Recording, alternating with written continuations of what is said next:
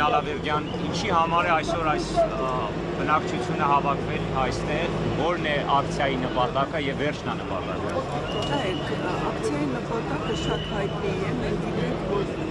միջազգային իրավունքի դեմ բազմաթիվ հանցագործություն գործած Ադրբեջանը եւ իր ղեկավարությունը վերջերս հայտարարել է այսպես կոչված դատական վճիռները եւ կարծում եմ, որ կա հնարավորություն, որ այդ դատական վճիռը կայացնելուց հետո Հայաստանի Հանրապետությունը գործի, որ այդ դատապարտյալներին տեղափոխեն Հայաստան։ Դա միջազգային պրակտիկայի մեջ կրկնվող մի սյուժե է, որովհետև կա միջազգային պայմանագիր, որով եթե չեն տեղափոխել, էքստրադիցիա տեղի չի ունեցել միջև դատա, ապա դատական այդ վճռից հետո բոլոր միջազգային նորմերը թույլ են տալիս, որ տեղափոխվեն այն անձինք, ովքեր որ այն երկրի քաղաքացի չեն,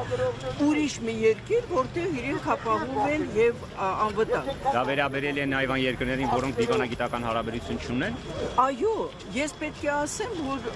դա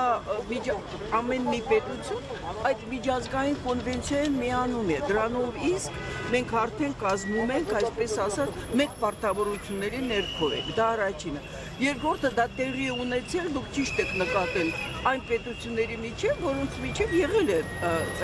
այդպիսի պայմանագրեր, բայց այսպիսի կներեք հրաշալի իրավիճակ, երբ որ Հայաստանը խոսում է խաղաղության մասին, ես կարծում եմ դա եւ Ադրբեջանին եւ Հայաստանի օրվա իշխանություններին շատ կարևոր է օգտագործել հենց իրենց իմիջը բարձրացնելու համար։ Ես երբևէ չեմ խորշել, չեմ մտածել, դա ինչքան ինչ կբերի, ինչ քաղաքական ինչ-որ կապիտալ կբերի։ Մենք խնդիր ունենք այսօր մեկը գլխավորը, բերենք Հայաստան արդեն իսկ դատավճիռը կայացրած անձանց, որ նրանք անցնեն իրենց պատիժը Հայաստանում, եթե դա Հայաստանի Հանրապետությունում եւս համարվում է հանցագործություն, կամ մենք տեսնենք, թե մեր քրեական օրենսգրքում ինչպիսին է պետք է լինի իրենց այս պատիժը անցկացնելու ձևը։ Մենք տեսանք, որ Փաշինյանը առնվազն ցանկություն չհայտնեց, որպեսզի նախաստորագրված փաստաթղթում գերիների վերադարձի մասին կետ ամրագրվի։ Դրա շուրջ նաև փոքրիկ էպիզոդ եղավ, որը իշխանությունները այլ կերպ մեկնաբանեցին։ Արդյոք կա հույս, որ հայ քաղաքացիների կոչը կլսի գոնե Միացյալ Նահանգների փոխնախագահ։ Դե եթե մենք խոսում ենք արդեն կոնկրետ այս միջոցառման մասին, անշուշտ մենք մտածում ենք, որ եթե Ադրբեջան-Հայաստանի մեջ կա միջնորդ, ընդորում ամենահզոր պետությունը եւ նրա բարձրաստիճան պաշտոնատար անձը այցելում է Հայաստան, ըստ երևույթին հասարակության համար ամոթ կլիներ, եթե չօգտվեին այս պահից։ Այսինքն դա այնքան բնականon, տրամաբանական ակցիա է, որ կարծում եմ, եթե չլիներ, մենք պետք է բոլորս խոսենք դրա մասին, ինչու քաղաքացիական հասարակությունը մնաց լուր։ Այնպես որ այո, այդ երկուսը եթե միավորեն, ապա երևում է, որ քաղաքացիական հասարակության առանձին սուբյեկտներ իրենք օգտվում են այն պահից, որ Ադրբեջան-Հայաստան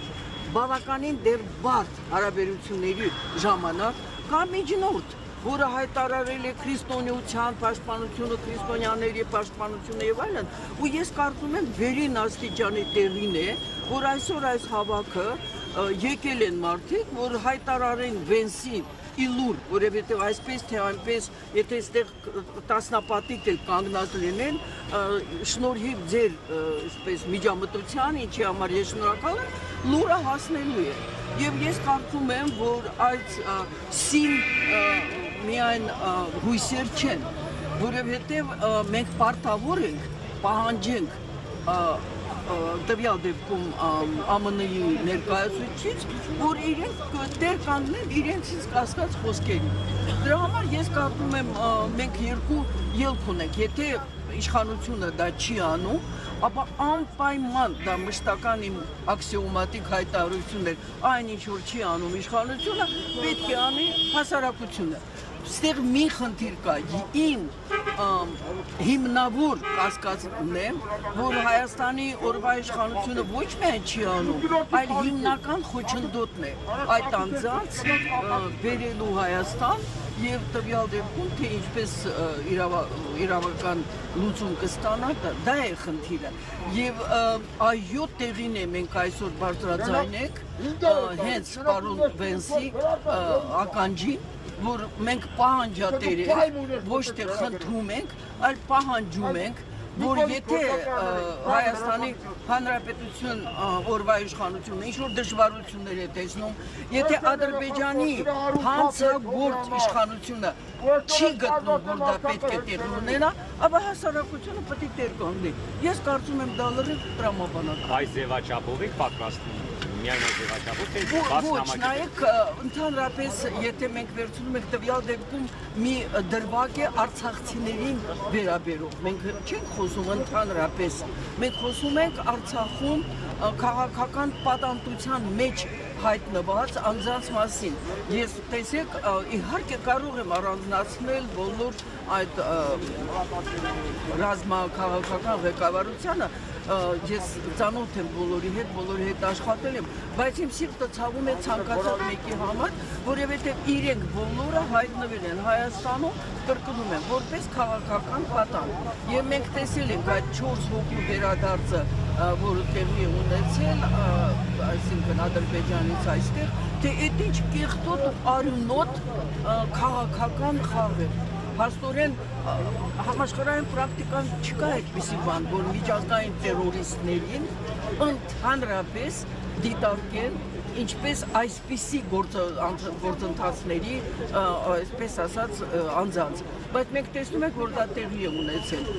Չի բացառվում, որ այսօր դեռ շուտ է, եթե հաշվի առնենք, որ Հայաստանի Հանրապետությունը տեղի պետք է ունենան ընտրությունները, եւ չի բացառվում, որ որոշ մարդկանց եւս կվերադարձնեն զուտ քաղաքական շատ կներեք էժանագին այդպիսի ակցիաների միջոցով։ Մենք այստեղ ենք, որ հստակեցնենք, որևէ մի քաղաքական մեծ հաստատ չունի այս գործ։ Սա նախ եւ առաջ մարդասիրական իրավունքի պահանջ է եւ երկրորդը ոչ թե քաղաքական, այլ աշխարհաքաղաքական մակարդակով բարձրացնել մեր ձայնը։ Մենք բանտարկյալներ ունենք նաև Հայաստանի Հանրապետության ներսում։ Ինչ եք կարծում, Ջեյդի Վենսը, Միացյալ Նահանգների փոխնախագահ, կհանդիպի արդյոք ամենայն Հայոց կաթողիկոսի հետ եւ դա ինչ նշանակություն։ Կասկածում եմ, գիտեք, խիստ կասկածում եմ, որովհետեւ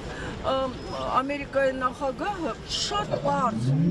ազնվորեն ասել է, ինչ անում են իրենք, անում են դիտելով եւ բխեցնելով դա ԱՄՆ-ի շահերից։ Չեմ կարծում, որ ԱՄՆ-ի շահերից անմիջապես բխում է տվյալ դեպքում մեր վեհապարի հետ հանդիպումը։ Այն, որ Հայաստանում կան քաղաքական բանտարկյալներ, դա հենց իրենք իշխանություններն են հաստատում, այն հայտարարություններով, այն շինծու գործերով, եւ ես մի անգամ չի որ ասել եմ, այնտեղ որտեղ չի հասնում Էրդողանը եւ Ալիևի ձեռքը, այդտեղ մտնում է գործի մեջ Հայաստանի օրվա իշխանությունը։ Այսինքն հասկանալի է, որ ոչ Ալիևը, ոչ Էրդողանը չի կարող սկսել հայ եկեղեցականների դեմ այս խայտարակ ամոթալի այս արշավը։ Եվ դա արվում է օրվա իշխանության ձեռքով։ Արդյոք մենք չպետք է իրենցից պահանջենք, ասենք ինչ կա, չէ, մենք պետք է միշտ պահանջենք, դատապարտենք այդ գործողությունը, ամոթանք տալը իզուր եմ համարում, իրենք չունեն այն մարմինը, որով որ ամաչում են, դրա համար կարծում եմ, որ պահանջատիրությունը ամենաճիշտ եւ տեղին մի ձև է, բողոքը հայտարարում։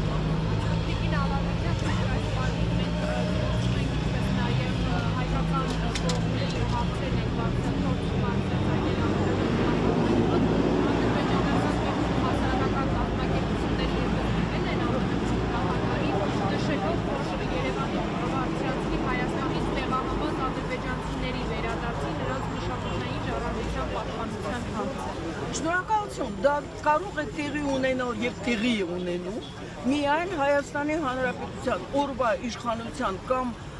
հանցավոր չիմացության հողի վրա կամ պայմանավորված։ տեսեք, ես չեմ կարող այսպես ասել, որ սա է, բայց որ մենք հստակ բոլորս գիտենք կամ բազմաթիվ փաստաթղթեր, որով որ այդ հարցի բարձրացումը Ադրբեջանը չունի որևէ հիմնավոր այսպես դատեչոր մի փաստաթղթ, որովհետև Հայաստանի Հանրապետությունից դուրս գնացած ադրբեջանցիները թվով իդեպ 65000-ը ըստ մեր վիճակագրական տվյալների 6000 ադրբեջանցի մնացել են Հայաստանում։ Մենք մանրակրկիտ եղել է այդպիսի տվյալներ եւ ահա նրանք 90%-ը գրեթե բոլորը կամ ուղղակի կարողացել են վաճառել կամ փոխանակել կամ ի վերջո անկախ փոխանակումից եւ վճարումից իրենց բնակարանները իրենք ստացել են սովետական միության աշխատանքային պետկոմիտեի միջոցով ստացել են փոխհատուցում ոչ թե որպես փախստական, այլ որպես տուժած երկրաշարժից։ Ես հիշեցնեմ, շատերը երևի չեք իմանում, որ այդ այսպես ասած իրենք դուրս են եկել Հայաստանից մինչև 6 դեկտեմբերի գիշերը։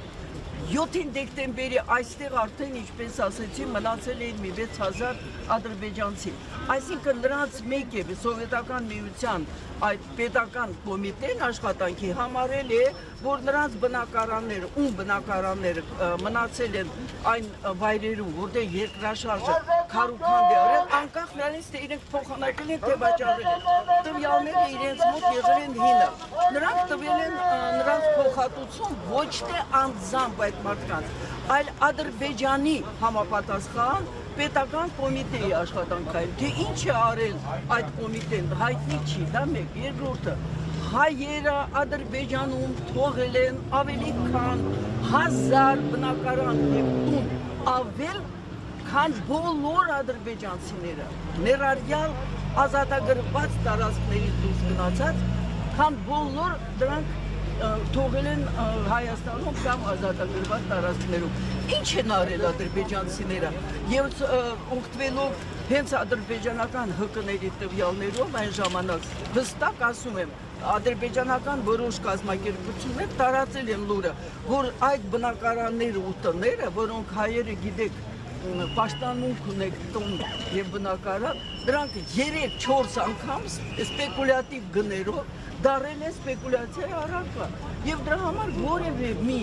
հին